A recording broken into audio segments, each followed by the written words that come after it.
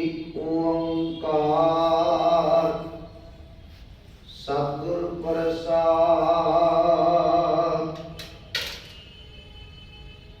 कबीर मेरी सिमरनी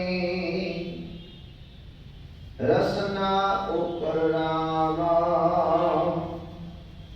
आद जुगादी सगल भगत ताको सुख विश्राम। कबीर मेरी सिमरनी रसना ऊपर नाम। आद जुगादी सगल भगत ताको सुख विश्राम। जुग जुग अटल चवर शतर तक दे मालिक। दो जहान दे वाली वालिए कुल आलम सतगुरु धन धन साहिब श्री गुरु ग्रंथ साहिब जी महाराज तिन्हां दी मुबारक निकी गोद अंदर जुड़ बैठे अति सत्कारयोग सत्संगी जन।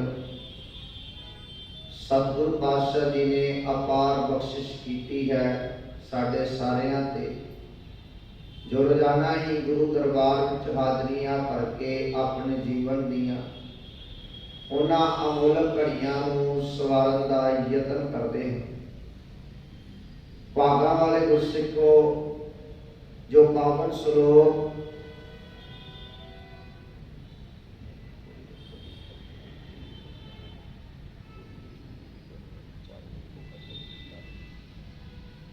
सतगुरु पातशाह महाराज ने समझाया है, अज आपां जो रात्रि के दीवाना रोजाना जुड़ के सतगुरु पातशाह महाराज जी की अगमी अलाही बाणी के नाल जुड़न का यत्न करते हैं। भागा वाले गुरसिखो, दतार पिता महाराज समझाने का यत्न करते। अज आपां भगत कबीर साहब महाराज जी के श्लोकों की लड़ीवार विचार आरंभ कर लगे।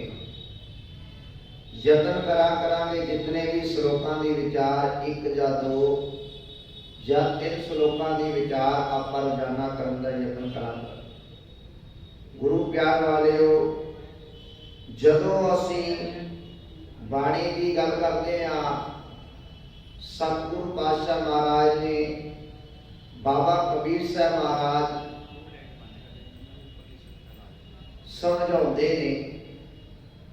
बाबा कबीर साहब महाराज जिन्हां समयां दे विच बाबा कबीर साहब महाराज का जन्म होया है, उन्हां दा जन्म काशी दे विच हुंदा है। समय दे ब्राह्मणां वल्लों,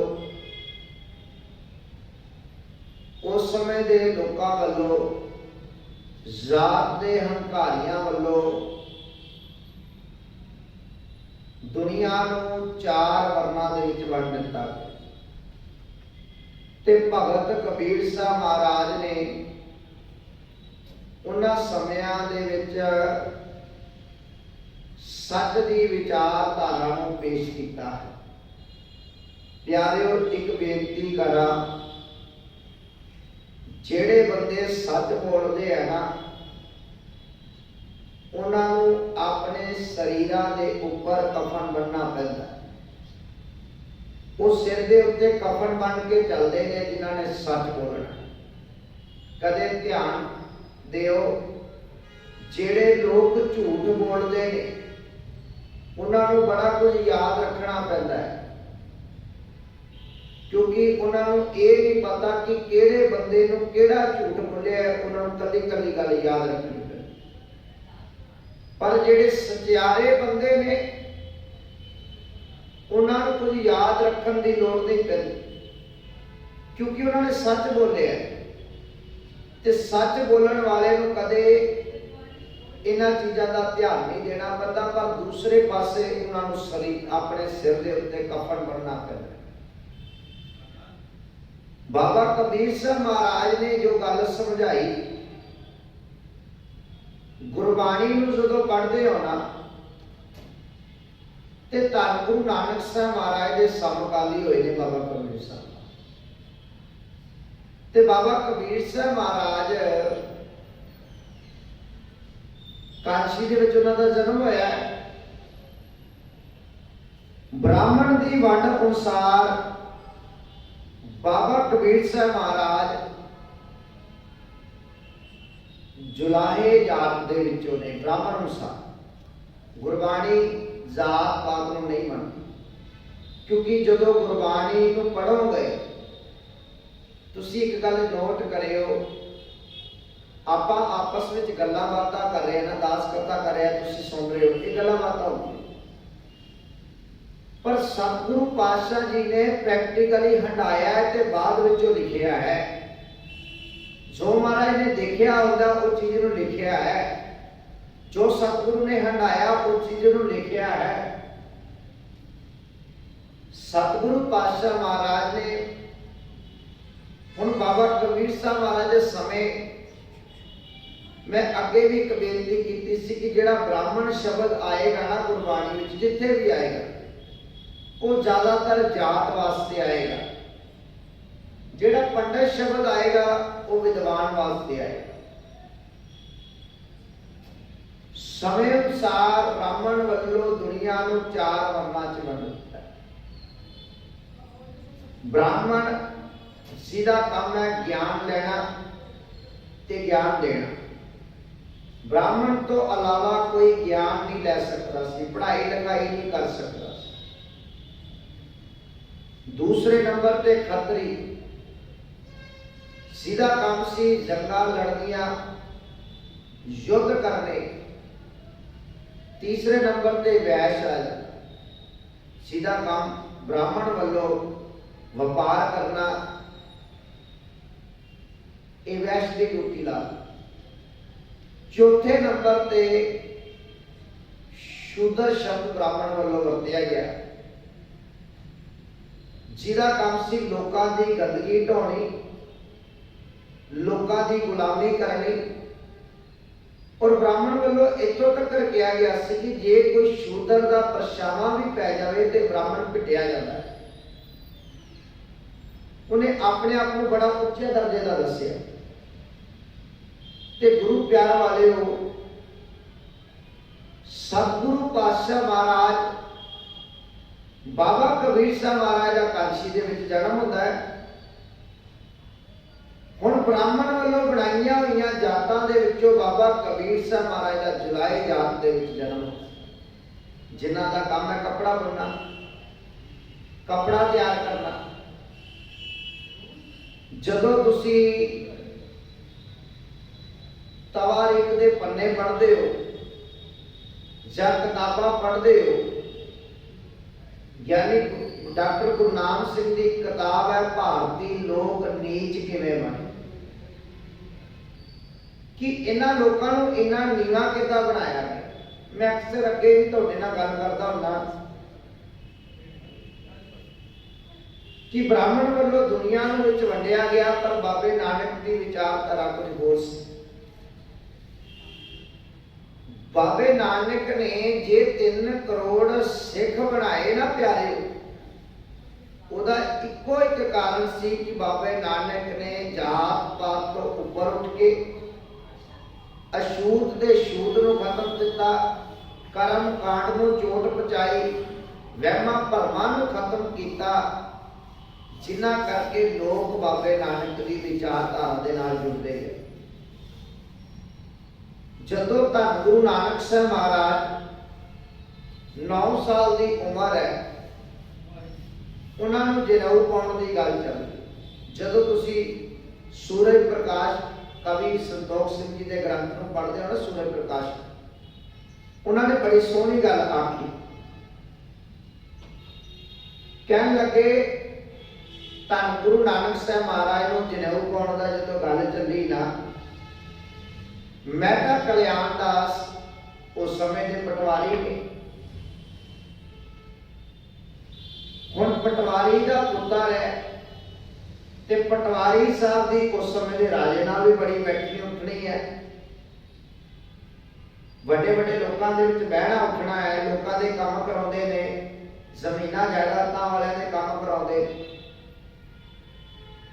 ਬਾਬੇ ਨਾਨਕ ਨੂੰ ਜਦੋਂ ਜਨੇਊ ਪਾਉਣ ਦੀ ਗੱਲ ਕੀਤੀ ਗਈ ਪੰਡਤ ਵੱਲੋਂ, ਬ੍ਰਾਹਮਣ ਵੱਲੋਂ, ਤਾਂ ਮਹਿਤਾ ਕਲਿਆਣਦਾਸ ਜੀ ਨੇ ਇਸ ਗੱਲ ਦਾ ਸੱਦਾ ਆਪਣੇ ਰਿਸ਼ਤੇਦਾਰਾਂ ਨੂੰ, ਸਾਕ ਸੰਬੰਧੀਆਂ ਨੂੰ, ਦੋਸਤ ਮਿੱਤਰਾਂ ਨੂੰ, ਰਾਏ ਬੁਲਾਰ ਵਰਗੇ ਰਾਜਿਆਂ ਨੂੰ, ਹੋਰ ਜਿਹੜੇ ਧਾਰਮਿਕ ਗੁਰੂ ਮੰਨੇ ਜਾਂਦੇ ਸਨ, ਸਮੇਂ ਦੇ ਕਾਜ਼ੀਆਂ ਨੂੰ, ਸਭ ਨੂੰ ਸੱਦਾ ਦੇ ਦਿੱਤਾ। ਜਦੋਂ ਸਾਰਿਆਂ ਨੂੰ ਸੱਦਾ ਦਿੱਤਾ ਗਿਆ ਨਾ, ਹੁਣ ਸੱਦਾ ਦਿੱਤਾ ਗਿਆ ਹੈ ਤੇ ਉੱਥੇ ਜਿਹੜੇ ਘਰਾਂ ਦੇ ਵਿੱਚ ਕੰਮ ਕਰਨ ਵਾਲੇ ਕਾਮੇ ਨੇ ਉਹ ਵੀ ਉੱਥੇ ਹੀ ਨੇ। ਹੁਣ ਪਿੰਡ ਦੇ ਵਿੱਚ ਰਹਿਣ ਵਾਲੇ ਗਰੀਬ ਲੋਕ ਵੀ ਹੈ, ਉਹਨਾਂ ਦੇ ਵੀ ਮਨ ਵਿੱਚ ਹੈ ਕਿ ਬੜਾ ਕੁਝ ਵਧੀਆ ਪ੍ਰੋਗਰਾਮ ਹੋ ਰਿਹਾ ਹੈ, ਉਹ ਵੀ ਵਿਚਾਰੇ ਪਹੁੰਚਣ ਦਾ ਯਤਨ ਕਰ ਰਹੇ ਪਏ ਨੇ। ਭਾਵੇਂ ਦੂਰ ਖੜ ਕੇ ਹੀ ਦੇਖ ਰਹੇ ਹੋਣਗੇ, ਸੱਦਾ ਨਹੀਂ ਮਿਲਿਆ ਹੋਏਗਾ। ਤੇ ਅਕਸਰ ਤੁਸੀਂ ਦੇਖਣਾ ਵਿਆਹਾਂ ਸ਼ਾਦੀਆਂ ਖੁਸ਼ੀ ਦੇ ਪ੍ਰੋਗਰਾਮਾਂ 'ਤੇ 10-20 ਤਾਂ ਗਰੀਬ ਬੰਦੇ ਆ ਹੀ ਜਾਂਦੇ, ਖਾਣੇ ਦੇ ਲਾਲਚ ਨੂੰ ਹੀ ਭਾਵੇਂ ਆ ਜਾਣ। ਹੁਣ ਤਿਆਰੀਆਂ ਪੂਰੀਆਂ ਜੋਰਾਂ ਤੇ ਚੱਲਦੀਆਂ। ਇਹ ਕਵੀ ਸੰਤੋਖ ਸਿੰਘ ਚੂੜਾਮਣੀ ਲਿਖਦੇ ਨੇ, ਕਹਿਣ ਲੱਗੇ ਤਿਆਰੀ ਪੂਰੀ ਜੋਰਾਂ ਤੇ, ਸਭਨਾਂ ਨੂੰ ਸੱਦੇ ਦੇ ਦਿੱਤੇ, ਘਰ ਦੇ ਵਿੱਚ ਮਠਿਆਈਆਂ ਬਣ ਰਹੀਆਂ ਪਈਆਂ ਨੇ, ਸਾਕ ਸੰਬੰਧੀ ਰਿਸ਼ਤੇਦਾਰ ਆਏ ਨੇ ਜਿਨ੍ਹਾਂ ਨੇ ਬੜੇ ਸੋਹਣੇ ਗਹਿਣੇ ਵੀ ਪਾਏ, ਬੜਾ ਸਜ ਸਜਾਵਟ ਕੀਤੀ। ਚਾਹ ਹੁੰਦਾ ਹੈ ਨਾ, ਰਿਸ਼ਤੇਦਾਰਾਂ ਨੂੰ ਬੜਾ ਚਾਹ ਹੁੰਦਾ ਹੈ, ਮਾਮਿਆਂ ਨੂੰ ਚਾਹ ਹੁੰਦਾ ਹੈ, ਭੂਆ ਨੂੰ ਚਾਹ ਹੁੰਦਾ ਹੈ, ਮਾਸੀਆਂ ਨੂੰ ਚਾਹ ਹੁੰਦਾ ਹੈ। ਬਾਬੇ ਨਾਨਕ ਦੇ ਰਿਸ਼ਤੇਦਾਰਾਂ ਨੂੰ ਪੂਰਾ ਚਾਹ ਹੈ। ਤਾਂ ਗੁਰੂ ਨਾਨਕ ਸਾਹਿਬ ਮਹਾਰਾਜ ਨੂੰ ਬੁਲਾਇਆ, ਸਾਰੇ ਲੋਕ ਆਲੇ ਦੁਆਲੇ। ਬਾਬੇ ਨਾਨਕ ਨੂੰ ਇੱਕ ਪੀੜੀ ਤੇ ਬ੍ਰਾਹਮਣ ਆਪ ਬੈਠਾ ਹੈ, ਦੂਸਰੀ ਪੀੜੀ ਤੇ ਬਾਬੇ ਨਾਨਕ ਨੂੰ ਉਹਨੇ ਬਿਠਾ ਲਿਆ। ਤਾਂ ਗੁਰੂ ਨਾਨਕ ਸਾਹਿਬ ਮਹਾਰਾਜ ਸਾਹਮਣੇ ਬੈਠੇ। ਪੰਡਤ ਹਰਦਿਆਲ ਆਪਣੇ ਨਾਲ ਹੋਰ ਵੀ ਪੰਡਤਾਂ ਨੂੰ ਲੈ ਕੇ ਆਇਆ, ਹੋਰ ਬ੍ਰਾਹਮਣਾਂ ਨੂੰ ਲੈ ਕੇ ਆਇਆ। ਬ੍ਰਾਹਮਣ ਵੀ ਬਹੁਤ ਆਏ ਨੇ, ਕਾਜ਼ੀ ਤੱਕ ਆਏ ਨੇ, ਬੁਲਾਣੇ ਵੀ ਆਏ ਨੇ, ਰਾਏ ਬੁਲਾਰ ਵੀ ਆਇਆ, ਹੋਰ ਬੜੇ ਬੰਦੇ ਆ ਚੁੱਕੇ ਨੇ, ਬਹੁਤ ਵਾਰ ਸੱਜਣ ਆਏ ਨੇ। ਮਹਿਤਾ ਕਲਿਆਣਦਾਸ ਵੀ ਕੋਲ ਖੜੇ, ਮਾਤਾ ਤ੍ਰਿਪਤਾ ਵੀ ਹੈ, ਭੈਣ ਨਾਨਕੀ ਵੀ ਹੈ, ਹੋਰ ਸਾਕ ਸੰਬੰਧੀ ਬੜੇ ਜਾਣੇ ਨੇ। ਧੰਨ ਗੁਰੂ ਨਾਨਕ ਸਾਹਿਬ ਸੱਚੇ ਪਾਤਸ਼ਾਹ ਮਹਾਰਾਜ ਜਦੋਂ ਜਨੇਊ ਪਾਉਣ ਦੀ ਗੱਲ ਚੱਲਦੀ ਹੈ, ਪੰਡਤ ਹਰਦਿਆਲ ਕਹਿਣ ਲੱਗਾ, ਬੇਟਾ ਨਾਨਕ ਤੈਨੂੰ ਜਨੇਊ ਪਾਇਆ ਜਾਣਾ ਹੈ। ਫਿਰ ਉਹ ਜਨੇਊ ਪਾਉਣ ਦੀਆਂ ਵਿਧੀਆਂ ਵੀ ਦੱਸੇਗਾ ਕਿ ਕਿੱਦਾਂ ਨੂੰ ਪਾਉਣਾ ਹੈ। ਹੁਣ ਆਪਾਂ ਵੀ ਖੰਡੇ ਬਾਟੇ ਦੀ ਪੌਲ ਛਕਦੇ ਹਨ। ਪੰਜ ਪਿਆਰੇ ਜਦੋਂ ਖੰਡੇ ਬਾਟੇ ਦਾ ਅੰਮ੍ਰਿਤ ਛਕਾਉਂਦੇ ਨੇ ਤੇ ਫਿਰ ਮਰਿਆਦਾ ਵੀ ਦੱਸਦੇ। ਹੁਣ ਬ੍ਰਾਹਮਣ ਕਹਿਣ ਲੱਗਾ ਕਿ ਬੇਟਾ ਤੈਨੂੰ ਜਨੇਊ ਪਾਇਆ ਜਾਏਗਾ, ਤੂੰ ਸਾਹਮਣੇ ਬੈਠ ਜਾ, ਇਹ ਇਧਰਲੇ ਪਾਸੇ ਨੂੰ ਪਾਉਣਾ ਹੈ ਤੇ ਆ ਤੂੰ ਪਾਠ ਕਰਨਾ। ਧੰਨ ਗੁਰੂ ਨਾਨਕ ਸਾਹਿਬ ਮਹਾਰਾਜ ਸਾਰਾ ਕੁਝ ਦੇਖ ਰਹੇ ਪਏ। 9 ਸਾਲ ਦੀ ਉਮਰ ਹੈ। ਮਹਾਰਾਜ ਕਹਿਣ ਲੱਗੇ, ਬ੍ਰਾਹਮਣ ਜੀ ਤੁਹਾਡਾ ਜਨੇਊ ਪਾਉਣ ਨੂੰ ਮੈਂ ਬਿਲਕੁਲ ਤਿਆਰ ਹਾਂ, ਪਰ ਮੇਰੀ ਇੱਕ ਬੇਨਤੀ ਹੈ। ਹੁਣ ਜਦੋਂ ਬਾਬੇ ਨਾਨਕ ਨੇ, ਉਮਰ ਵੀ 9 ਸਾਲ ਦੀ ਹੈ, ਬ੍ਰਾਹਮਣ ਨੂੰ ਇੱਕ ਗੱਲ ਕਹਿ ਦਿੱਤੀ ਬੜੇ ਪਿਆਰ ਦੇ ਨਾਲ, ਮੇਰੀ ਇੱਕ ਬੇਨਤੀ ਹੈ, ਮੇਰਾ ਇੱਕ ਸਵਾਲ ਹੈ। ਅੱਜ ਤੱਕ ਉਸ ਸਮੇਂ ਦੇ ਵਿੱਚ ਕੋਈ ਬ੍ਰਾਹਮਣ ਨੂੰ ਸਵਾਲ ਨਹੀਂ ਕਰ ਸਕਦਾ ਸੀ, ਬ੍ਰਾਹਮਣ ਦੇ ਅੱਗੋਂ ਹੁਕਮ ਨਹੀਂ ਕਰ ਸਕਦਾ ਸੀ। ਜਦੋਂ ਬਾਬੇ ਨਾਨਕ ਨੇ ਸਵਾਲ ਕੀਤਾ ਨਾ, ਹੁਣ ਉੱਥੇ ਆਲੇ ਦੁਆਲੇ ਲੋਕ ਦੇਖਣ ਲੱਗ ਪਏ, ਆਲੇ ਦੁਆਲੇ ਲੋਕ ਗੱਲਾਂ ਕਰਨ ਲੱਗ ਪਏ, ਹਲਚਲ ਮਚ ਗਈ ਕਿ ਆਹ ਕੀ ਗੱਲਬਾਤ ਹੋ ਗਈ। ਬ੍ਰਾਹਮਣ ਨੂੰ ਸਵਾਲ ਕਰ ਦਿੱਤਾ। ਜਿਹੜੇ ਨਾਲ ਬ੍ਰਾਹਮਣ ਆਏ ਉਹ ਵੀ ਦੇਖ ਰਹੇ ਪਏ, ਪਰ ਜਿਹੜੇ ਬ੍ਰਾਹਮਣ ਅਨੁਸਾਰ ਸ਼ੂਦਰ ਨੇ, ਗਰੀਬ ਲੋਕ ਨੇ, ਨੀਵੀਆਂ ਜਾਤਾਂ ਦੇ ਨੇ, ਉਹ ਅੱਜ ਬੜੇ ਖੁਸ਼ ਹੋ ਰਹੇ ਨੇ। ਉਹ ਕਹਿਣ ਲੱਗੇ, ਵਾਹ ਪੁੱਤਰਾ, ਕਮਾਲ ਹੀ ਕਰ ਦਿੱਤੀ ਹੈ, ਕਿਉਂਕਿ ਇਹ ਸਾਨੂੰ ਪੈਰ ਦੀ ਜੁੱਤੀ ਸਮਝਦਾ ਹੈ, ਇਹ ਸਾਨੂੰ ਸ਼ੂਦਰ ਮੰਨਦਾ ਹੈ, ਨੀਵੇਂ ਲੋਕ ਮੰਨਦਾ ਹੈ, ਸਾਨੂੰ ਕਹਿੰਦਾ ਹੈ ਤੁਹਾਡੇ ਪਰਛਾਵੇਂ ਨਾਲ ਮੈਂ ਭਿੱਟਿਆ ਜਾਵਾਂਗਾ। ਕਹਿਣ ਲੱਗੇ ਪੁੱਤਰਾ ਸਵਾਲ ਹੀ ਲਿਆ ਦਿੱਤਾ। ਅਜੇ ਤੇ ਬਾਬੇ ਨਾਨਕ ਨੇ ਸਵਾਲ ਕਰਨ ਦੀ ਗੱਲ ਕੀਤੀ ਹੈ। ਜਦੋਂ ਬਾਬੇ ਨਾਨਕ ਨੂੰ ਜਦੋਂ ਇਹ ਗੱਲ ਕਹਿ ਦਿੱਤੀ, ਪੰਡਤ ਦੇ ਪੈਰਾਂ ਥੱਲੋਂ ਜ਼ਮੀਨ ਤਾਂ ਉਸੇ ਵੇਲੇ ਖਿਸਕ ਗਈ। ਬ੍ਰਾਹਮਣ ਦੇ ਪੈਰਾਂ ਥੱਲੋਂ ਜ਼ਮੀਨ ਖਿਸਕ ਗਈ ਕਿ ਅੱਜ ਬਣਨਾ ਕੀ ਹੈ। ਕਿ ਇੱਕ 9 ਸਾਲ ਦਾ ਬੱਚਾ ਇਹ ਗੱਲ ਕਹਿ ਰਿਹਾ ਮੈਂ ਸਵਾਲ ਕਰਨਾ ਹੈ। ਹੁਣ ਭਰੀ ਪੰਚਾਇਤ ਹੈ, ਜਿੱਥੇ ਰਾਏ ਬੁਲਾਰ ਵੀ ਹੈ, ਮਹਿਤਾ ਕਲਿਆਣ ਦਾਸ ਵੀ ਹੈ, ਕਾਜੀ ਹੈ, ਮੁਲਾਣੇ ਹੈ, ਹੋਰ ਮੋਹਤਵਾਰ ਸੱਜਣ ਨੇ, ਸਾਰੇ ਰਿਸ਼ਤੇਦਾਰ ਨੇ, ਤੇ ਜਿਨ੍ਹਾਂ ਨੂੰ ਬ੍ਰਾਹਮਣ ਸ਼ੂਦਰ ਕਹਿੰਦਾ ਹੈ। ਘਰਾਂ ਦੇ ਵਿੱਚ ਕੰਮ ਕਰਨ ਵਾਲੇ ਨੌਕਰ ਚਾਕਰ ਵੀ ਨੇ, ਨੀਵੀਆਂ ਜਾਤਾਂ ਦੇ ਲੋਕ ਵੀ ਖੜੇ ਨੇ। ਹੁਣ ਬ੍ਰਾਹਮਣ ਕਹਿਣ ਲੱਗਾ ਜੀ ਬੇਟਾ ਸਵਾਲ ਕਰੋ। ਧੰਨ ਗੁਰੂ ਨਾਨਕ ਸਾਹਿਬ ਮਹਾਰਾਜ ਕਹਿਣ ਲੱਗੇ ਬ੍ਰਾਹਮਣ ਜੀ, ਜਿਹੜਾ ਜਨੇਊ ਤੁਸੀਂ ਮੈਨੂੰ ਪਾਉਣ ਲੱਗੇ ਹੋ ਇਹਦੇ ਨਾਲ ਹੋਏਗਾ ਇਹ ਕਾਹਦੇ ਲਈ ਪਾਉਣਾ ਹੈ। ਕਹਿਣ ਲੱਗੇ ਬੇਟਾ ਤੁਸੀਂ ਬੇਦੀ ਕੁਲ ਦੇ ਵਿੱਚ ਜਨਮ ਲਿਆ ਹੈ, ਤੇ ਜਿਹੜਾ ਬੇਦੀ ਕੁਲ ਦੇ ਵਿੱਚ ਜਨਮ ਲੈਂਦਾ ਹੈ ਜਾਂ ਬ੍ਰਾਹਮਣ ਕੁਲ ਦੇ ਵਿੱਚ ਜਨਮ ਲੈਂਦਾ ਹੈ, ਉਹਨੂੰ ਇਹ ਜਨੇਊ ਪਾਉਣਾ ਅਤ ਜ਼ਰੂਰੀ ਹੈ। ਮਾਰੇ ਕਹਿਣ ਲੱਗੇ ਪਾਉਣਾ ਕਾਹਦੇ ਲਈ ਹੈ, ਕਿ ਕਿਸ ਕਾਰਨ ਪਾਉਣਾ ਹੈ। ਕਹਿਣ ਲੱਗੇ ਜਦੋਂ ਤੁਸੀਂ ਇਹ ਜਨੇਊ ਪਾਓਗੇ ਨਾ ਤੁਸੀਂ ਧਰਮੀ ਹੋ ਜਾਓਗੇ। ਕਹਿਣ ਲੱਗੇ ਤੁਸੀਂ ਧਾਰਮਿਕ ਦੁਨੀਆ ਦੇ ਵਿੱਚ ਆ ਜਾਓਗੇ, ਤੁਸੀਂ ਧਰਮੀ ਹੋ ਜਾਓਗੇ। ਧੰਨ ਗੁਰੂ ਨਾਨਕ ਸਾਹਿਬ ਮਹਾਰਾਜ ਕਹਿਣ ਲੱਗੇ ਬ੍ਰਾਹਮਣ ਜੀ ਸੱਚ ਬਚਨ। ਅੱਛਾ ਮੈਂ ਧਰਮੀ ਹੋ ਜਾਵਾਂਗਾ। ਕਹਿਣ ਲੱਗੇ ਹਾਂ ਤੁਸੀਂ ਧਰਮੀ ਹੋ ਜਾਓਗੇ। ਕਹਿਣ ਲੱਗੇ ਜਨੇਊ ਪਾਉਣ ਨਾਲ ਹਰ ਕੋਈ ਧਰਮੀ ਹੋ ਜਾਂਦਾ ਹੈ। ਕਹਿਣ ਲੱਗੇ ਹਾਂ ਅੱਜ ਇੱਕ ਮੈਂ ਵੀ ਪਾਇਆ, ਤੇਰੇ ਪਿਤਾ ਨੇ ਵੀ ਪਾਇਆ, ਹੋਰ ਵੀ ਬ੍ਰਾਹਮਣਾਂ ਨੇ ਪਾਇਆ, ਹੋਰ ਖੱਤਰੀਆਂ ਨੇ ਵੀ ਪਾਇਆ। ਮਹਾਰਾਜ ਕਹਿਣ ਲੱਗੇ ਠੀਕ ਹੈ। ਬਾਬਾ ਨਾਨਕ ਕਹਿਣ ਲੱਗਾ ਇੱਕ ਸਵਾਲ ਹੋਰ ਕਰਨਾ ਹੈ। ਜਦੋਂ ਇੱਕ ਸਵਾਲ ਦੀ ਹੋਰ ਵਾਰੀ ਆਈ, ਅਜੇ ਸਵਾਲ ਪਹਿਲੇ ਦੇ ਜਵਾਬ ਦੇਣਾ ਤੇ ਔਖਾ ਹੋਇਆ ਪਿਆ ਸੀ ਪੰਚਾਇਤ ਦੇ ਵਿੱਚ। ਹੁਣ ਜਦੋਂ ਬਾਬੇ ਨਾਨਕ ਨੇ ਦੂਸਰਾ ਸਵਾਲ ਕੀਤਾ, ਬਾਬਾ ਨਾਨਕ ਕਹਿਣ ਲੱਗਾ ਪਰ ਬ੍ਰਾਹਮਣ ਜੀ ਇਹ ਜਿਹੜਾ ਜਨੇਊ ਹੈ ਨਾ ਭੈਣ ਨਾਨਕੀ ਨੂੰ ਪਾਓ, ਭੈਣ ਨਾਨਕੀ ਨੂੰ ਪਾਓ। ਹੁਣ ਪੰਡਤ ਨੂੰ ਜਵਾਬ ਨਹੀਂ ਆ ਰਿਹਾ। ਜਵਾਬ ਦਵੇ ਕੀ? ਜਵਾਬ ਤਾਂ ਆਏਗਾ ਨਾ। ਆ ਭੈਣੋ ਇਹ ਤੁਹਾਡੇ ਲਈ ਬਾਬੇ ਨਾਨਕ ਦਾ ਦੇਖੋ ਕਿੰਨਾ ਵੱਡਾ ਸਤਿਕਾਰ ਹੈ। ਕਹਿਣ ਲੱਗੇ ਇਹ ਜਿਹੜਾ ਜਨੇਊ ਹੈ ਨਾ ਬੇਬੇ ਨਾਨਕੀ ਨੂੰ ਪਾ ਦੋ। ਹੁਣ ਬ੍ਰਾਹਮਣ ਦੇ ਅਨੁਸਾਰ ਜਿਹੜੀ ਔਰਤ ਹੈ ਉਹ ਸ਼ੂਦਰਾਂ 'ਚ ਗਿਣੀ ਗਈ ਹੈ, ਉਹ ਔਰਤ ਨੂੰ ਮਾੜਾ ਸਮਝਦਾ ਹੈ। ਕਹਿਣ ਲੱਗਾ ਬੇਟਾ ਇਹ ਜਿਹੜਾ ਜਨੇਊ ਹੈ ਔਰਤਾਂ ਨੂੰ ਨਹੀਂ ਪਾਇਆ ਜਾਂਦਾ। ਧੰਨ ਗੁਰੂ ਨਾਨਕ ਸਾਹਿਬ ਮਹਾਰਾਜ ਕਹਿੰਦੇ ਚਲੋ ਕੋਈ ਗੱਲ ਨਹੀਂ, ਇਹ ਗੱਲ ਵੀ ਮੰਨ ਲੈਂਦੇ ਆ। ਕਹਿਣ ਲੱਗੇ ਫਿਰ ਇੱਕ ਕੰਮ ਕਰੋ, ਜੇ ਔਰਤਾਂ ਨੂੰ ਨਹੀਂ ਨਾ ਪਾਇਆ ਜਾਂਦਾ, ਆ ਮੇਰਾ ਭਾਈ ਮਰਦਾਨਾ ਮੇਰਾ ਦੋਸਤ ਹੈ, ਮੇਰਾ ਵੱਡਾ ਭਰਾ ਹੈ, ਇਹ ਕੰਮ ਕਰੋ ਭਾਈ ਮਰਦਾਨੇ ਨੂੰ ਇਹ ਜਨੇਊ ਪਾ ਦਿਓ। ਆ ਜਿਹੜਾ ਜਨੇਊ ਹੈ ਨਾ ਇਹ ਭਾਈ ਮਰਦਾਨੇ ਨੂੰ ਪਾ ਦਿਓ। ਕਹਿਣ ਲੱਗੇ ਇਹ ਸ਼ੂਦਰ ਹੈ, ਇਹ ਨੀਵੀਂ ਜਾਤ ਦਾ ਹੈ, ਇਹਨੂੰ ਨਹੀਂ ਪਾਇਆ ਜਾ ਸਕਦਾ। ਫਿਰ ਬਾਬੇ ਨਾਨਕ ਨੇ ਉੱਥੇ ਗੱਲ ਆਖੀ ਸੀ ਭਰੇ ਪੰਚਾਇਤ ਦੇ ਵਿੱਚ। ਕਹਿਣ ਲੱਗੇ ਬ੍ਰਾਹਮਣ ਜੀ ਇਹ ਤੁਹਾਡਾ ਧਾਗੇ ਦਾ ਬਣਾਇਆ ਹੋਇਆ ਜਨੇਊ ਜਿਹੜਾ ਤੁਸੀਂ ਕਹਿੰਦੇ ਹੋ ਪਾਣ ਨਾਲ ਬੰਦਾ ਧਰਮੀ ਹੋ ਜਾਂਦਾ ਹੈ। ਕਹਿਣ ਲੱਗੇ ਇੱਕ ਤਾਂ ਇਹ ਮੇਰੀ ਭੈਣ ਨੂੰ ਨਹੀਂ ਪਾ ਸਕਦੇ, ਮੇਰੀ ਮਾਂ ਨਹੀਂ ਪਹਿਨ ਸਕਦੀ, ਮੇਰੀ ਧਰਮ ਪਤਨੀ ਨਹੀਂ ਪਹਿਨ ਸਕਦੀ। ਨੰਬਰ 2 ਇਹ ਜਨੇਊ ਭਾਈ ਮਰਦਾਨਾ ਨਹੀਂ ਪਾ ਸਕਦਾ। ਕਹਿਣ ਲੱਗੇ ਪੰਡਤ ਜੀ ਮੈਨੂੰ ਤੇਰਾ ਇਹ ਜਨੇਊ ਧਾਗੇ ਦਾ ਨਹੀਂ ਚਾਹੀਦਾ।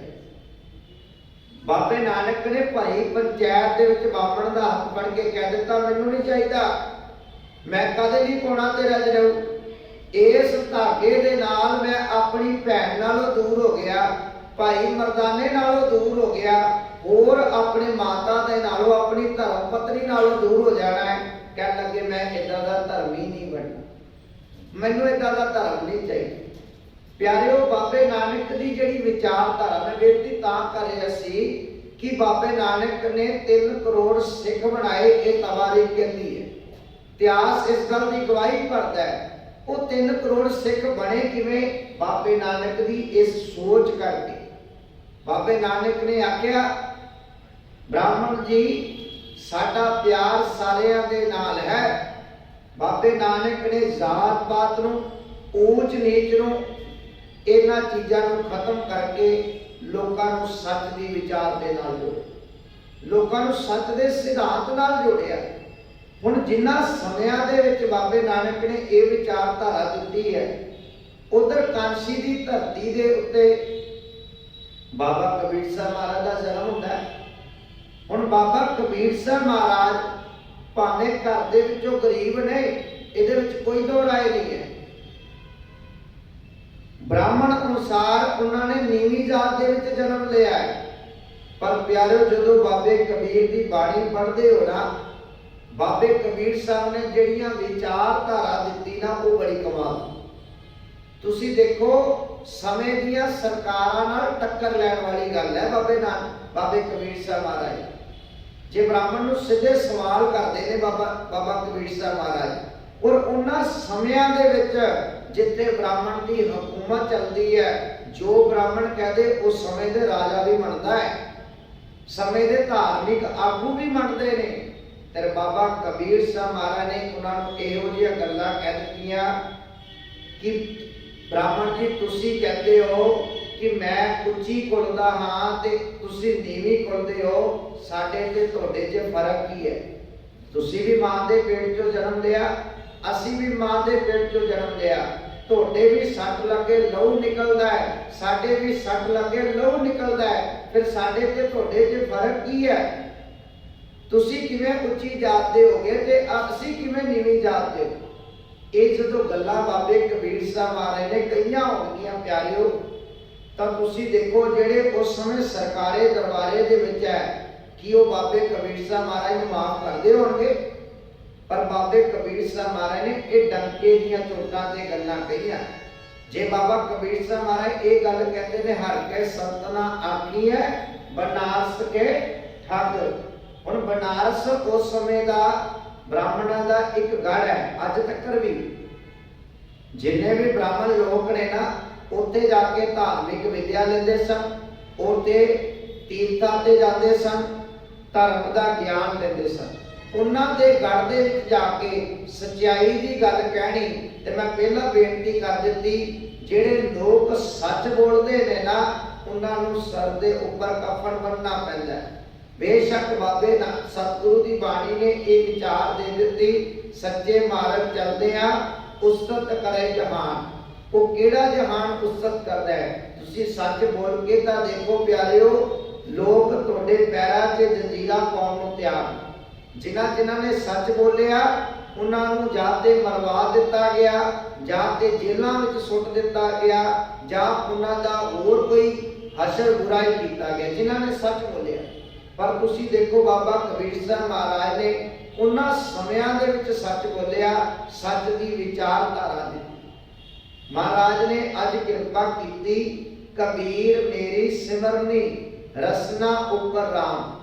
ਹੁਣ ਬਾਬਾ ਕਬੀਰ ਸਾਹਿਬ ਮਹਾਰਾਜ ਜਿੱਥੇ ਆਪਣਾ ਕੀਤਾ ਕਰਦੇ ਨੇ ਨਾ, ਬਾਬਾ ਕਬੀਰ ਸਾਹਿਬ ਮਹਾਰਾਜ ਆਪਣਾ ਕੰਮਕਾਰ ਕਰਦਿਆਂ ਧਰਮ ਕਮਾਇਆ। ਬਾਬਾ ਕਬੀਰ ਸਾਹਿਬ ਮਹਾਰਾਜ ਨੇ ਆਪਣਾ ਕੰਮਕਾਰ ਕਰਦਿਆਂ ਧਰਮ ਨੂੰ ਕਮਾਇਆ, ਪਰ ਧਰਮ ਦੀ ਦੁਨੀਆ ਦੇ ਵਿੱਚ ਲੋਕਾਂ ਰਹਿੰਦੇ ਲੋਕਾਂ ਨੇ ਪਾਪ ਵੀ ਕਮਾਇਆ। ਬਾਬਾ ਕਬੀਰ ਸਾਹਿਬ ਨੇ ਤਾਂ ਹੀ ਤਾਂ ਕਿਹਾ ਨਾ ਕਿ ਇਹ ਲੋਕ ਬਨਾਰਸ ਦੇ ਠੱਗ ਨੇ, ਇਹ ਧਰਮ ਦੇ ਨਾਂ ਤੇ ਲੋਕਾਂ ਨੂੰ ਲੁੱਟਦੇ ਨੇ, ਧਰਮ ਦੇ ਨਾਂ ਤੇ ਲੋਕਾਂ ਨੂੰ ਡਰਾਉਂਦੇ ਨੇ। ਇਹਦੇ ਵਿੱਚ ਕੋਈ ਦੋ ਰਾਏ ਨਹੀਂ ਪਿਆਰਿਓ। ਬੜੇ ਦੁਨੀਆ ਦੇ ਵਿੱਚ ਐਸੇ ਲੋਕ ਨੇ। ਮੈਨੂੰ ਇੱਕ ਗੱਲ ਹਮੇਸ਼ਾ ਯਾਦ ਆ ਜਾਂਦੀ ਹੈ ਕਿ ਮੰਨ ਲਓ ਕੋਈ ਬੰਦਾ ਬਾਹਰੋਂ ਆਉਂਦਾ ਹੈ, ਉਹਨੂੰ ਧਰਮ ਬਾਰੇ ਕੁਝ ਨਹੀਂ ਪਤਾ, ਉਹ ਅਣਜਾਣ ਹੈ, ਉਹਨੂੰ ਕੋਈ ਸੋਝੀ ਨਹੀਂ। ਉਹਨੇ ਆਪਣੀ ਜ਼ਿੰਦਗੀ ਅੰਦਰ ਬੜੇ ਪਾਪ ਕੀਤੇ ਤੇ ਜਦੋਂ ਪਾਪਾਂ ਦਾ ਪਛਤਾਵਾ ਹੋਇਆ ਨਾ, ਕੋਈ ਸਾਧੂ ਮਿਲ ਗਿਆ। ਸਾਧੂ ਕਹਿਣ ਲੱਗਾ, ਉਹ ਭਰਾਵਾ ਰੋਣਾ ਕਾਹਤੋਂ ਹੈ, ਕੀ ਗੱਲ ਹੋ ਗਈ? ਕਹਿਣ ਲੱਗਾ, ਸਾਧੂ ਜੀ मैं अपनी जिंदगी अंदर कोई चंगा कर्म नहीं किया, मैं अपनी जिंदगी अंदर बड़े माड़े कर्म किए ने, बड़े पाप किए हैं। साधु कह लगा जा फिर एक काम करी, कह लगे अज तो बाद गुरु घर जाई, उत्थे सेवा सिमरन करी, ते तेरे जीवन अंदर जिन्ने भी तू पाप किए ने वो सतगुरु की बाणी दे नाल सब धुप जाणगे, तेरा जीवन भी वधिया बन जाएगा, तेरे मन दे अंदरों जेड़े पछतावे ने ये भी खत्म हो जाए। उन्हें गुरु की गल मनी, साधु की गल मनी, रोजाना गुरु घर आना शुरू कर दिता, सेवा करनी, कथा विचार सुननी, कीर्तन सुनना, पाठ करना, जोड़ियां की सेवा करनी। कह लगे वो बंदा एकदम वधिया हो गया, पछतावा भी खत्म हो गया। पर कह लगे जेड़ा धर्म की दुनिया में रह रहा है, धर्म की दुनिया में रहने वाले बंदे नूं किते जे हंकार हो जाए, वो पाप कर लवे, फिर कह लगे वो पाप किथे बख्शाए जेड़ा ते पहले धर्म की दुनिया च रहे।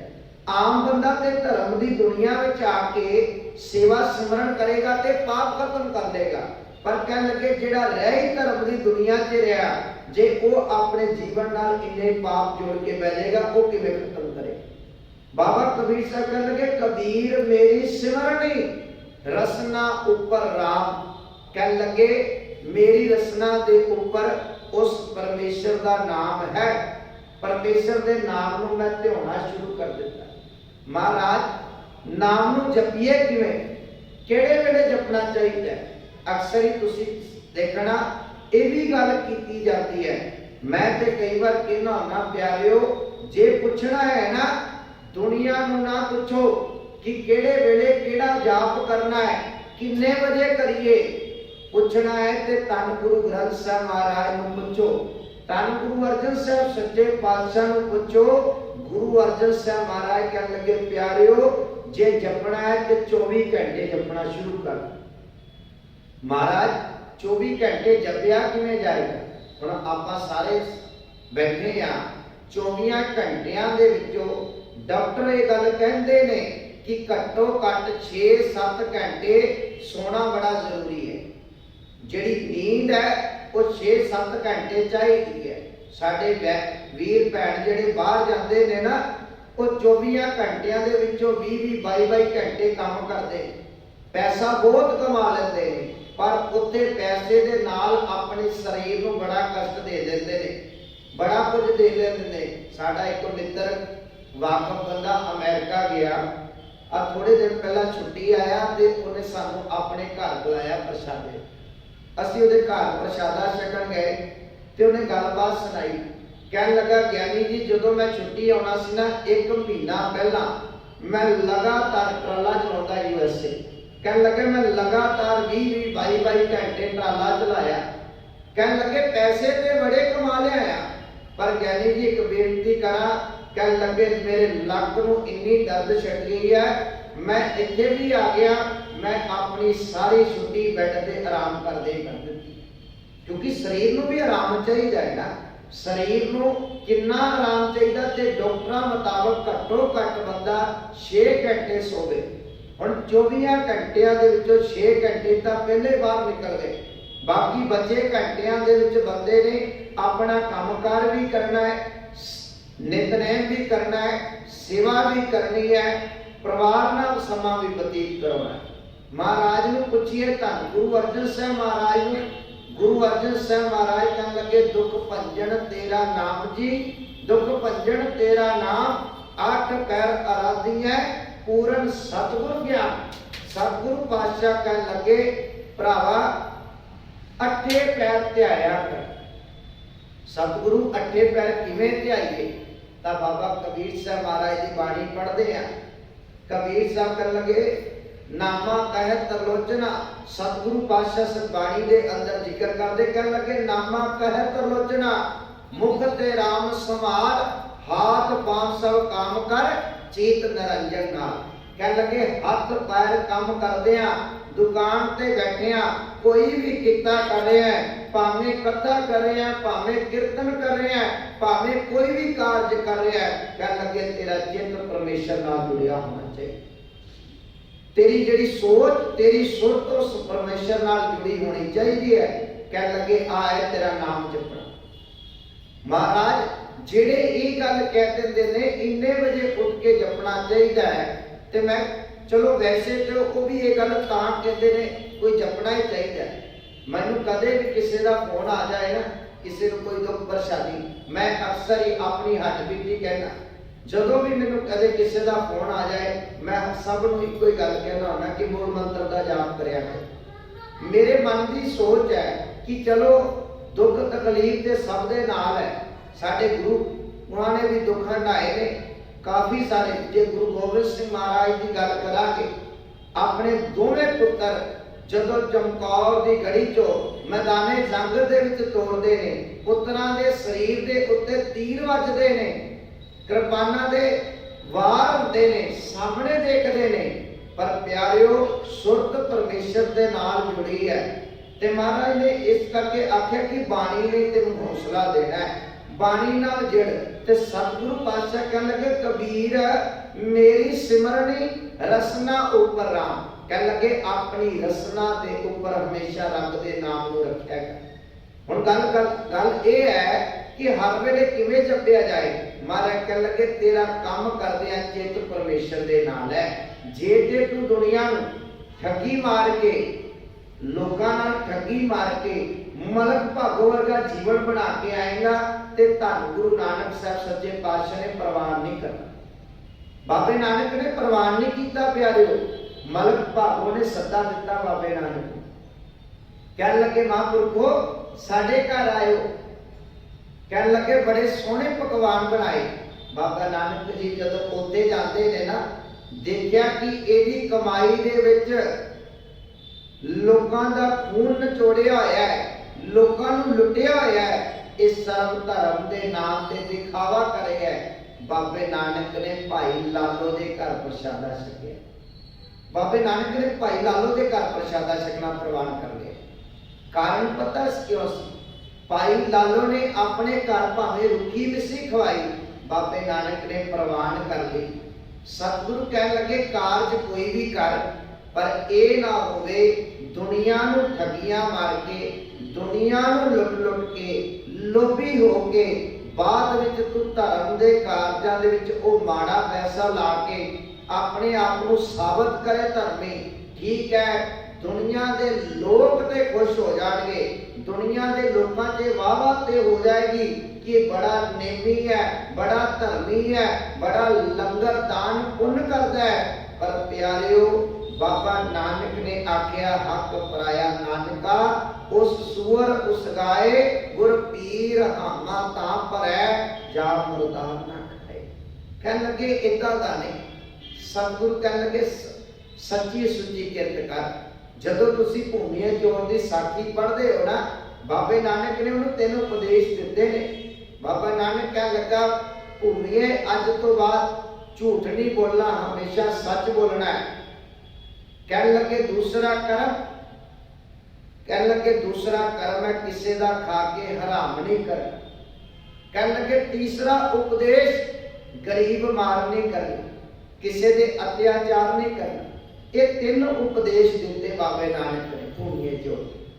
हुण भूमिया चोर ने जो उपदेश लिया ना, मैं कई बार ये भी गल सोचदा कि साडे नालों भूमिया चोर कितना चंगा है, साडे नालों सज्जन ठग कितना चंगा है।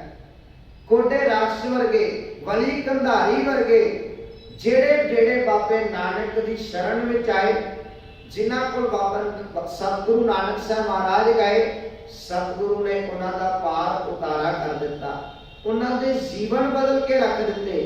प्यारिओ जदों ये मैं साखी पढ़दा ना, तो मैनूं कई बार मन च ख्याल आते सतगुरु वो किन्ने भागां वाले ने। असीं भी तो तेरी बाणी पढ़दे आ, पर जे असीं भी अपना जीवन नहीं बदलिया, अपना सुभाव नहीं बदलिया, ते ये गल असीं समझ लईए अजे किते ना किते असीं किरपा तो दूर हाँ, किते ना किते सतगुरु तेरी बख्शिश तो दूर आ। भूमिया चोर ने मन च विचार बनाई। कह लगे बाबे नानक ने 3 उपदेश दिते ने, हुण एक बारी चोरी करनी है ਉਸ ਤੋਂ ਬਾਅਦ ਅੱਜ ਤੋਂ ਬਾਅਦ ਚੋਰੀ ਨਹੀਂ ਕਰਨੀ। ਮਨ 'ਚ ਵਿਚਾਰ ਬਣਾ ਲਿੱਤੀ ਚੋਰੀ ਕਰਨ ਦੀ ਭਾਵਨਾ ਦੇ ਨਾਲ। ਫਿਰ ਮਨ 'ਚ ਵਿਚਾਰ ਆਈ ਕਿ ਜੇ ਇੱਕ ਵਾਰੀ ਚੋਰੀ ਕਰਨੀ ਹੈ ਫਿਰ ਚੋਰੀ ਕੀਤੀ ਕਿੱਥੇ ਜਾ, ਕੋਈ ਵੱਡਾ ਹੀ ਡਾਕਾ ਮਾਰਨਾ ਪਏਗਾ ਨਾ। ਕਹਿਣ ਲੱਗਾ ਚੋਰੀ ਜੇ ਵੱਡੀ ਕਰਨੀ ਹੈ ਫਿਰ ਉਹ ਤਾਂ ਹੈ ਰਾਜੇ ਦਾ ਦਰਬਾਰ, ਰਾਜੇ ਦਾ ਮਹਿਲ, ਜਿੱਥੇ ਬਹੁਤ ਸਾਰੀ ਧਨ ਦੌਲਤ ਮਿਲ ਜਾਏਗੀ, ਜਿਹਦੇ ਨਾਲ ਮੈਂ ਬਹਿ ਕੇ ਤੇ ਮੇਰੀਆਂ ਕਈ ਪੁਸ਼ਤਾਂ ਬਹਿ ਕੇ ਗੁਜ਼ਾਰਾ ਕਰ ਲੈਣਗੇ। ਮਨ 'ਚ ਵਿਚਾਰ ਬਣਾਈ, ਚੰਗੀ ਪੁਸ਼ਾਕ ਪਹਿਨੀ, ਘੋੜੇ ਤੇ ਸਵਾਰ ਹੋ ਕੇ ਰਾਜੇ ਦੇ ਮਹਿਲ ਵੱਲ ਨੂੰ ਚੱਲ ਪਿਆ। ਜਦੋਂ ਬਾਹਰ ਗੇਟ ਤੇ ਆਇਆ ਨਾ, ਪਹਿਰੇਦਾਰਾਂ ਨੇ ਪੁੱਛਿਆ ਭਾਈ ਕੌਣ ਹੈ? ਕਹਿਣ ਲੱਗਾ ਜੀ ਮੈਂ ਭੂਮੀਆ ਚੋਰ ਹੈ। ਪਹਿਰੇਦਾਰ ਵਿਚਾਰੇ ਹੱਸਣ ਲੱਗ ਪਏ ਕਿ ਪੁਸ਼ਾਕ ਬੜੀ ਸੋਹਣੀ ਪਾਈ ਹੈ, ਘੋੜੇ ਤੇ ਸਵਾਰ ਹੈ, ਤੇ ਕਦੇ ਕਿਸੇ ਚੋਰ ਨੇ ਵੀ ਆਖਿਆ ਮੈਂ ਚੋਰ ਹੈ? ਚੋਰ ਤੇ ਚੋਰੀ ਕਰਕੇ ਵੀ ਨਹੀਂ ਮੰਨਦਾ, ਉਹਨੂੰ ਕੁੱਟ-ਕੁੱਟ ਕੇ ਥੱਕ ਜਾਂਦੇ ਨੇ, ਉਹ ਤਾਂ ਵੀ ਨਹੀਂ ਮੰਨਦਾ ਮੈਂ ਚੋਰੀ ਕੀਤੀ ਹੈ। ਉਹ ਵਾਲਾ ਹੱਸਣ ਲੱਗ ਪਏ।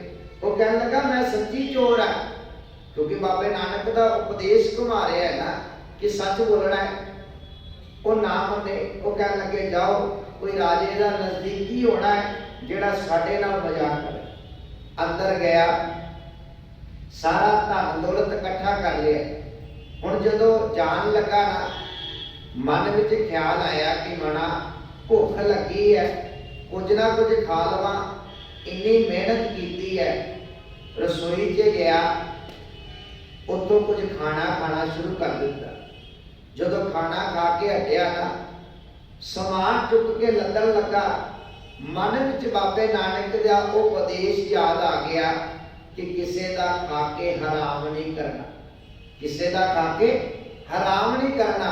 ਜਦੋਂ ਬਾਬੇ ਨਾਨਕ ਦਾ ਇਹ ਉਪਦੇਸ਼ ਯਾਦ ਆਇਆ ਨਾ, ਸਾਰੀਆਂ ਭਰੀਆਂ ਪੰਡਾ ਉੱਤੇ ਰੱਖ ਕੇ ਘੋੜੇ ਤੇ ਸਵਾਰ ਹੋ ਕੇ ਬਾਹਰ ਆ ਗਿਆ। ਜਦੋਂ ਬਾਹਰ ਆ ਗਿਆ ਨਾ, ਸਵੇਰ ਹੋਈ, ਰਾਜੇ ਦੇ ਮਹਿਲ ਵਿੱਚ ਰੌਲਾ ਪੈ ਗਿਆ। ਰਾਜੇ ਦੇ ਮਹਿਲ ਵਿੱਚ ਰੌਲਾ ਪੈ ਗਿਆ। ਰਾਜੇ ਨੇ ਜਦੋਂ ਆਪਣੇ ਦਰਬਾਰੀਆਂ ਨੂੰ ਬੁਲਾਇਆ, ਪਹਿਰੇਦਾਰਾਂ ਨੂੰ ਬੁਲਾਇਆ ਕਿ ਆਪਣੇ ਰਾਜ ਮਹਿਲ 'ਚ ਚੋਰੀ ਕਰਨ ਦੀ ਕਿੰਨੀ ਹਿੰਮਤ ਹੋਈ। ਉਹ ਕਹਿਣ ਲੱਗੇ ਪਹਿਰੇਦਾਰਾਂ ਨੂੰ ਪੁੱਛੋ ਕਿ ਰਾਤ ਦਾ ਡਿਊਟੀ ਤੇ ਇਹ ਸਨ। ਉਹ ਕਹਿਣ ਲੱਗੇ ਰਾਜਨ ਕੋਈ ਨਹੀਂ ਆਇਆ, ਕੋਈ ਚੋਰ ਨਹੀਂ ਆਇਆ। ਕਹਿਣ ਲੱਗੇ ਜੇ ਚੋਰ ਨਹੀਂ ਆਇਆ, ਇਹ ਸਮਾਨ ਦੀਆਂ ਪੰਡਾਂ ਕਿਹਨੇ ਬੰਨੀਆਂ ਨੇ? ਰਾਜਨ ਕਹਿਣ ਲੱਗਾ ਜਾਓ ਇਲਾਕੇ ਦੇ ਵਿੱਚ ਜਿੰਨੇ ਵੀ ਚੋਰ ਨੇ ਨਾ, ਸਾਰੇ ਫੜ ਕੇ ਲੈ ਕੇ ਆਓ। ਸਾਰਿਆਂ ਨੂੰ ਫੜ ਕੇ ਲੈ ਆਂਦਾ। ਹੁਣ ਜਿਹਨੇ ਚੋਰੀ ਵਿਚਾਰੇ ਨੇ ਕੀਤੀ ਨਹੀਂ, ਉਹਨਾਂ ਨੂੰ ਵੀ ਮਾਰ ਪੈਣੀ ਸ਼ੁਰੂ ਹੋ ਗਈ। ਹੁਣ ਕੋਈ ਨਾ ਮੰਨੇ, ਕਹਿਣ ਲੱਗੇ ਅਸੀਂ ਨਹੀਂ ਚੋਰੀ ਕੀਤੀ। ਰਾਜੇ ਨੇ ਮਾਰਨੀ ਸ਼ੁਰੂ ਕਰ ਦਿੱਤੀ। ਜਦੋਂ ਭੂਮੀਏ ਚੋਰ ਨੂੰ ਖਬਰ ਗਈ ਨਾ ਕਿ ਰਾਜੇ ਦੇ ਦਰਬਾਰ ਦੇ ਵਿੱਚ ਬੜੇ ਚੋਰਾਂ ਨੂੰ ਫੜ ਲਿਆ ਹੈ ਤੇ ਮਾਰ ਕੁਟਾਈ ਹੋ ਰਹੀ ਹੈ, ਘੋੜੇ ਤੇ ਸਵਾਰ ਹੋਇਆ, ਰਾਜੇ ਕੋਲ ਗਿਆ। ਕਹਿਣ ਲੱਗਾ ਰਾਜਨ ਇਹਨਾਂ ਚੋਂ ਕਿਸੇ ਨੇ ਵੀ ਚੋਰੀ ਨਹੀਂ ਕੀਤੀ, ਇਹਨਾਂ ਚੋਂ ਕਿਸੇ ਨੇ ਚੋਰੀ ਨਹੀਂ ਕੀਤੀ। ਇਹ ਤੇਰੇ ਮਹਿਲ ਦੇ ਵਿੱਚ ਚੋਰੀ ਦੀ ਭਾਵਨਾ ਨਾਲ ਮੈਂ ਆਇਆ ਸੀ ਤੇ ਮੈਂ ਚੋਰੀ ਕੀਤੀ ਹੈ। ਰਾਜਨ ਬੜਾ ਹੈਰਾਨ ਹੋਇਆ। ਕਹਿਣ ਲੱਗੇ ਭੂਮੀਆ ਜੇ ਤੂੰ ਚੋਰੀ ਕਰਨ ਆਇਆ ਤੇ ਚੋਰੀ ਕਰਕੇ ਕਿਉਂ ਨਹੀਂ ਲੈ ਕੇ ਗਿਆ? ਕਹਿਣ ਲੱਗਾ ਰਾਜਨ ਤੇਰੇ ਨਗਰ ਦੇ ਵਿੱਚ, ਤੇਰੇ ਰਾਜ ਦਰਬਾਰ ਦੇ ਵਿੱਚ ਇੱਕ ਬਹੁਤ ਵੱਡਾ ਫਕੀਰ ਆਇਆ ਹੈ ਜਿਹਦਾ ਨਾਮ ਬਾਬਾ ਨਾਨਕ ਹੈ। ਉਹਨੇ ਮੈਨੂੰ 3 ਉਪਦੇਸ਼ ਦਿੱਤੇ ਸੀ। ਪਹਿਲਾ ਉਪਦੇਸ਼ ਹਮੇਸ਼ਾ ਸੱਚ ਬੋਲਣਾ ਹੈ। ਦੂਸਰਾ ਉਪਦੇਸ਼ ਕਿਸੇ ਦਾ ਖਾ ਕੇ ਹਰਾਮ ਨਹੀਂ ਕਰਨਾ। ਤੀਸਰਾ ਉਪਦੇਸ਼ ਗਰੀਬ ਮਾਰ ਨਹੀਂ ਕਰਨੀ, ਕਿਸੇ ਤੇ ਅਤਿਆਚਾਰ ਨਹੀਂ ਕਰਨਾ। ਕਹਿਣ ਲੱਗੇ ਰਾਜਨ ਜਦੋਂ ਮੈਂ ਤੇਰੇ ਮਹਿਲ 'ਚ ਚੋਰੀ ਕਰਨ ਆਇਆ ਨਾ, ਮੈਂ ਤੇਰੇ ਪਹਿਰੇਦਾਰਾਂ ਨੂੰ ਸੱਚ ਬੋਲਿਆ ਤੇ ਤੇਰੇ ਪਹਿਰੇਦਾਰਾਂ ਨੇ ਮੈਨੂੰ ਜਾਣ ਦਿੱਤਾ। ਮੈਂ ਤੇ ਕਿਹਾ ਮੈਂ ਚੋਰ ਹੈ, ਪਰ ਇਹ ਨਾ ਮੰਨੇ। ਦੂਸਰਾ ਉਪਦੇਸ਼ ਜਦੋਂ ਮੈਂ ਪੰਡਾ ਬੰਨ ਲਈਆਂ ਤੇ ਪੰਡਾ ਬੰਨ ਕੇ ਜਾਣ ਲੱਗਾ, ਮੈਨੂੰ ਭੁੱਖ ਲੱਗ ਗਈ, ਮੈਂ ਤੇਰੀ ਦਰਬਾਰ ਰਸੋਈ ਦੇ ਵਿੱਚੋਂ ਖਾਣਾ ਖਾ ਲਿਆ। ਫਿਰ ਮੈਨੂੰ ਉਸ ਮਹਾਂਪੁਰਖ ਫਕੀਰ ਦੇ ਬੋਲ ਯਾਦ ਆ ਗਏ ਕਿ ਕਿਸੇ ਦਾ ਖਾ ਕੇ ਹਰਾਮ ਨਹੀਂ ਕਰਨਾ। ਕਹਿਣ ਲੱਗੇ ਜਦੋਂ ਮੈਂ ਛੱਡ ਕੇ ਚਲਾ ਗਿਆ, मैनू पता लग्या कि तेरे दरबार दे विच जिन्हां विचारियां ने चोरी कीती कोई नहीं है, उन्हां नाल धक्का हो रहा है, गरीब मार हो रही है। फिर मैनू तीसरा उपदेश याद आ गया, इस करके मैं तेरे कोल आया।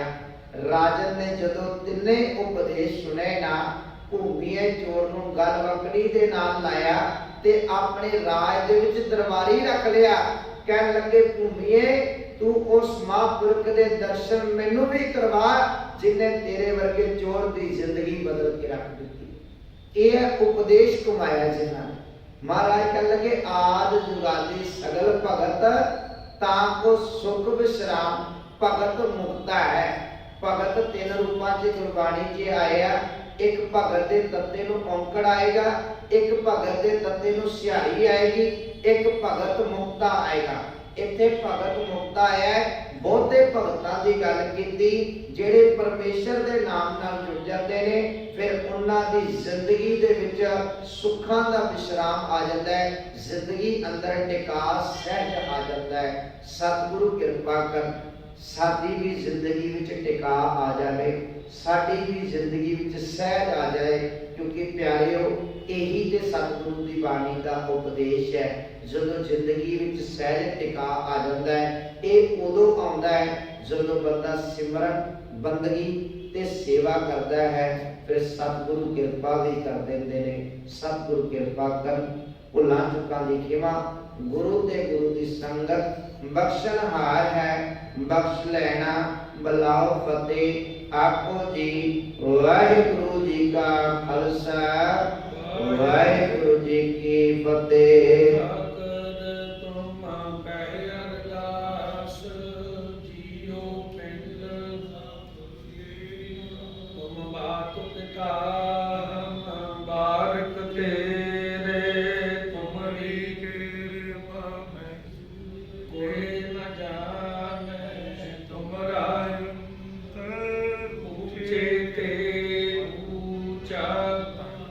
सगल समगरी तुमरै सूत्र धारी,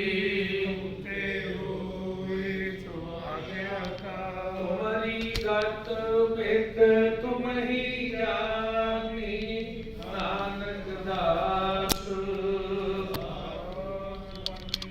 बोलना जी सतनाम श्री वाहिगुरु जी। अरदास एक ओंकार श्री वाहिगुरु जी की फतेह। श्री भगवती जी सहाय। वाक श्री भगवती जी की पातशाही दसवीं प्रथम भगवती सिमर कै गुरु